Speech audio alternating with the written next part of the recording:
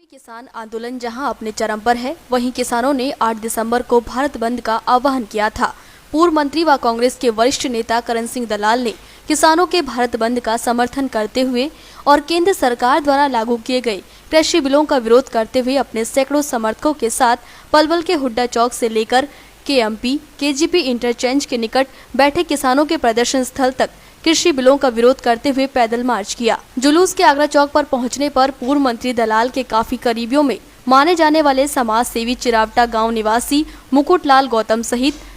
कई गणमान्य लोगों ने भी दलाल का फूलों से स्वागत किया। प्रदर्शन स्थल पर बैठे किसानों को संबोधित करते हुए कांग्रेस के वरिष्ठ नेता करण सिंह दलाल ने भाजपा सरकार पर कुठारघात करते हुए कहा कि किसानों पर लाठीचार्ज और वाटर कैनन का प्रयोग करना भाजपा सरकार की कायरता को प्रदर्शित करता है।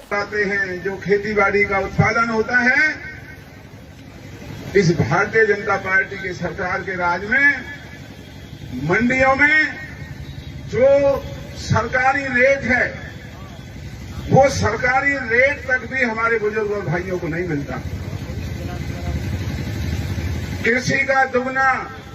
भाव दिलवाने वाली ये भारतीय जनता पार्टी की बेहुदी सरकार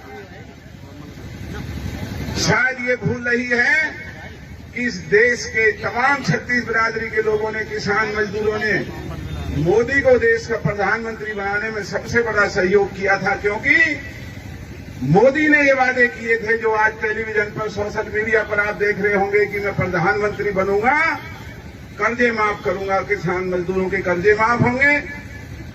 और किसान के उत्पादन का दोगुना मूल्य मिलेगा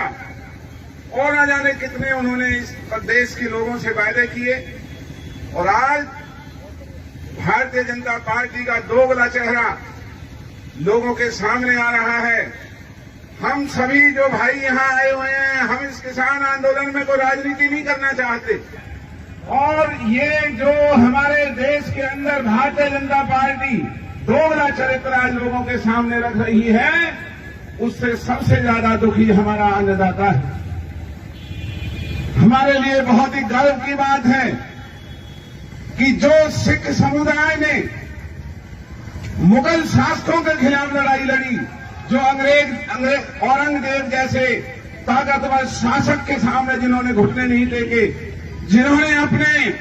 बच्चों को दीवारों तक में जिंदा दफन करवाया, लेकिन धर्म और देश के लिए हार नहीं मानी, आज किसान और मजदूरों की लड़ाई लड़ने का बीड़ा हमारे उन सिख सरदार भाइयों ने उठाया है। दिल्ली के बॉर्डर पर पहुंचने से पहले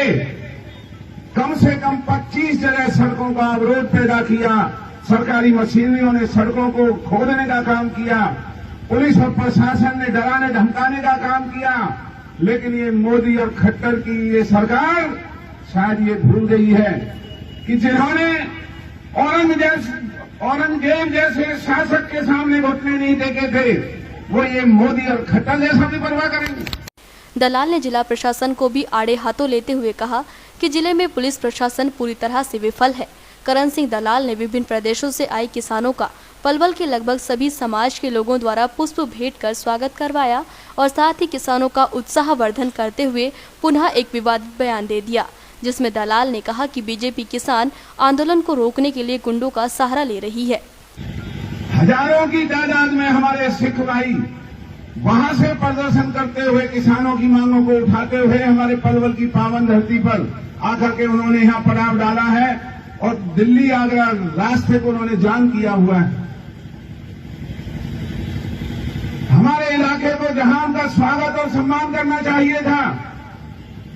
भाजपा के 5-10 गांवों के सरपंच जो अपने आप को बहुत बड़ा गुंडा समझ रहे हैं, जाकर के और उन सिख भाइयों को डराने धमकाने का काम कर रहे हैं, उनसे बदतमीजी कर रहे हैं। जिसमें दलाल ने कहा कि बीजेपी किसान आंदोलन को रोकने के लिए गुंडों का सहारा ले रही है, लेकिन ऐसे गुंडों का इलाज करना भी मुझे आता है।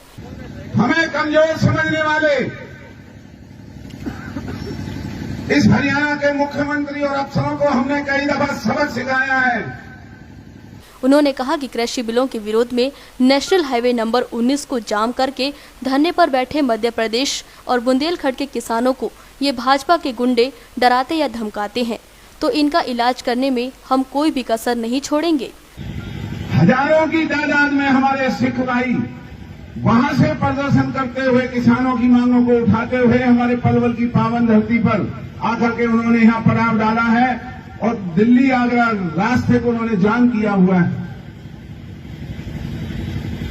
हमारे इलाके को जहां उनका स्वागत और सम्मान करना चाहिए था, भाजपा के 5-10 गांवों के सरपंच जो अपने आप को बहुत बड़ा गुंडा समझ रहे हैं, जाकर के और उन सिख भाइयों को डराने धमकाने का काम कर रहे हैं, उनसे बदतमीजी कर रहे हैं। हमें कमजोर समझने वाले इस हरियाणा के मुख्यमंत्री और अफसरों को हमने कई दफा सबक सिखाया है।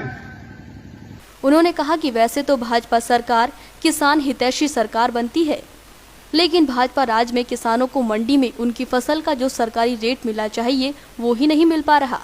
उन्होंने कहा कि भाजपा की कायर सरकार ने किसानों के समर्थन में कोई आए ना, इसके लिए धारा 144 भी लगाई हुई है, लेकिन आज इस धारा को उन्होंने तोड़ दिया है और वो उन किसानों के साथ हैं। क्योंकि इस कायर सरकार ने किसानों की आवाज न उठ सके, किसानों की हमदर्दी में लोग न आ सके, धारा 144 और न जाने कौन कौन से इन्होंने यहां पर हथकंडे अपनाए हैं। सुन लो भाई प्रशासन वालों, हमने तोड़ दी तुम्हारी धारा 144 और ये हमारे इलाके के नौजवान साथी और हमारे भाई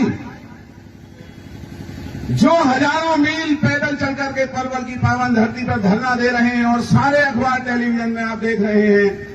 कि पलवल का नाम आ रहा है कि पलवल में भी रास्ते जाम है। मुझे ये कहने में संकोच नहीं, वहां हमारा कोई बालक नहीं है। वो सिख समुदाय के वो हमारे सूरवीर हैं जो जब भी देश के ऊपर मुसीबत आती है उन्होंने हमेशा देश और धर्म की लड़ाई लड़ी। उन्होंने कहा कि देश का प्रधानमंत्री नरेंद्र मोदी को प्रधानमंत्री बनाने में किसान, मजदूर और 36 बिरादरियों का अहम योगदान रहा है, क्योंकि मोदी ने उनसे ये वादा किया था कि वह प्रधानमंत्री बन किसान और मजदूरों के कर्जे माफ करेंगे और किसानों को उनके उत्पाद का दुगना मूल्य दिया जाएगा। लेकिन अब भाजपा का दोगला चेहरा लोगों के सामने आ रहा है। हालांकि जुलूस के साथ भारी पुलिस दल भी मौजूद रहा। यही नहीं, प्रदर्शन स्थल पर जिला पुलिस कप्तान दीपक गहलावत भी भारी पुलिस दल के साथ व्यवस्था को संभालते हुए नजर आए। प्रदर्शन स्थल पर महिला पुलिस के साथ साथ रैपिड एक्शन पुलिस फोर्स भी मौजूद रही।